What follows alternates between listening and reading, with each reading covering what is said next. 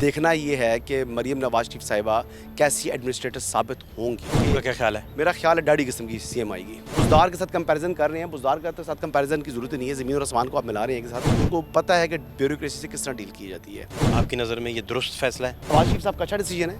उन्होंने मरीम नवाज को पंजाब के अंदर, जो कि उनका बेस कैंप है, वहाँ पर लॉन्च कर रहे हैं। इसमें जो पॉलिटिकल हेड होते हैं ख़ास तौर पे उन्होंने तो फिर अपने सारे वर्कर्स को औलाद की तरह ही ट्रीट करना होता है और डेमोक्रेसी का उसूल भी यही होता है। फाजी में इसी तरह होता है, अमली तौर पर नहीं होता। प्रेसिडेंट बुश था, उसने अपने बेटे जॉर्ज डब्ल्यू बुश को बनाया अमेरिका में। इधर भी आप देख लें, पीछे बांग्लादेश में मॉडल देख लें, इधर आप गांधी फैमिली देख लें। इंडिया में अनहोनी है कि वालिद ने अगर अपनी बेटी को, यानी जुल्फ़िकार अली भुट्टो की बेटी बेनज़ीर भुट्टो थी, तो वो बनी ना, जानशीन बनी। तो सांगड़ से किसी बंदे को क्यों उठा लिया, उन्होंने दादू से बंदा क्यों उठा लिया। आप मुझे वफाक का फड्डा समझाएं, उधर क्या चल रहा है? देखिए जी, जो सदर आरिफ अलवी साहब हैं, वो अब जाते जाते शहीदों में नाम लिखवाना चाह रहे हैं। वो उनके ऊपर क्वेश्चन शेर अफजल मरवत टाइप के बहुत से लोग उठा रहे हैं। स्टैंड लिया तो था उन्होंने जब कह रहे थे मेरे सेक्रेटरी मेरी बात नहीं मानते। क्या स्टैंड लिया था? वो सेक्रेटरी को कहा था कि तुम अपने ऊपर ले लो बात। बड़ा नाम हमारे साथ, बड़े जर्नलिस्ट सर, कैसे हैं? खैरियत है? बहुत अल्लाह का शुक्र है, अल्लाह का एहसान है। क्या सर, आप पंजाब में आप आए हुए 2-4-5 दिन से, तो अमनो-अमान ही है आपके कंट्रोल में सर सारा कुछ, या आपका कंट्रोल सर थोड़ा लचक आई है? मेरा कहाँ कंट्रोल है? मेरा तो कोई कंट्रोल नहीं है। हाँ, मैं देख रहा हूँ यहाँ पर चीज़ें जो हैं वो फ्लूइड हैं इस वक्त तक। आज जब इंतखाब हो जाएगा तो उसके बाद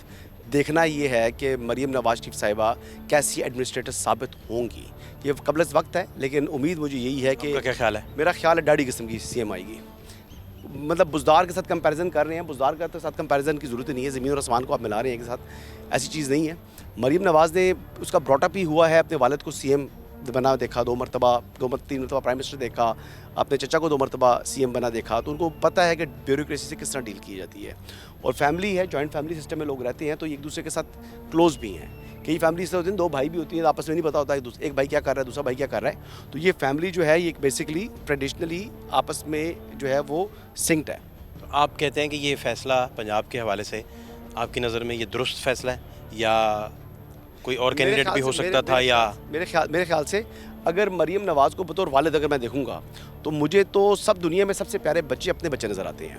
ये एक फितरी अमल है। कोई बाप, वालिद या माँ, उसको अपनी औलाद से आगे कोई भी नहीं चीज़ होती। आपकी भी अगर साहिब औलाद हैं तो आपको मालूम होगा कि औलाद से ज़्यादा प्यारा आपको कोई भी नहीं होता। आप अपने से भी आगे किसी को देखना चाहते हैं तो वो आपकी औलाद होती है।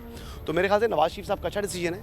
उन्होंने मरीम नवाज़ को पंजाब के अंदर, जो कि उनका बेस कैंप है, वहाँ पर लॉन्च कर रहे हैं और अंडर हिज गाइडेंस उनको अच्छा परफॉर्म करना चाहिए। सर, आप अगर इजाज़त दें जी, मैं इसमें जो पॉलिटिकल हेड होते हैं ख़ास तौर पे उन्होंने तो फिर अपने सारे वर्कर्स को औलाद की तरह ही ट्रीट करना होता है और डेमोक्रेसी का उसूल भी यही होता है। इसको भी थोड़ा, इस पॉइंट को भी एड्रेस करते हैं अगर। फाजी में इसी तरह होता है, अमली तौर पर नहीं होता।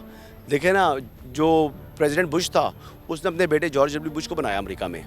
इधर भी आप देख लें, पीछे बांग्लादेश में मॉडल देख लें, इधर आप गांधी फैमिली देख लें, इंडिया में हर तरफ देख लें, वेस्ट से लेकर ईस्ट तक जो है यही काम चल रहा होता है।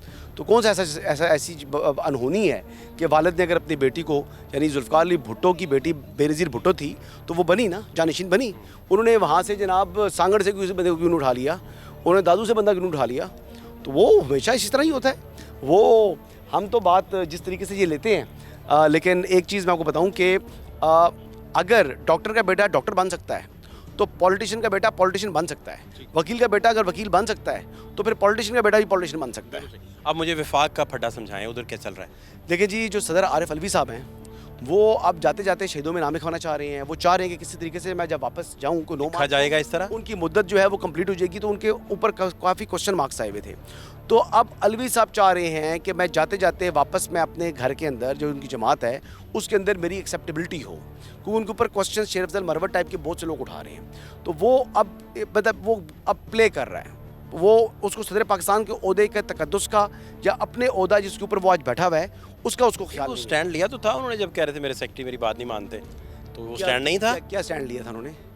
क्या स्टैंड लिया था? वो सेक्रेटरी को कहा था कि तुम अपने ऊपर ले लो बात, तो सेक्रेटरी ने इनकार कर दिया। उसने कहा मेरी भी तो एक लेगेसी है ना, मैंने भी जाना है, रिटायर होने लगा हूँ, मेरी भी रिटायरमेंट की एज आ गई है, मिन्नतें करता रहता है सेक्रेटरी की। सच बात तो ये है। सर, आपका शुक्रिया, आपके टाइम का शुक्रिया sir. Thank you so much sir, thank you. Zeeshan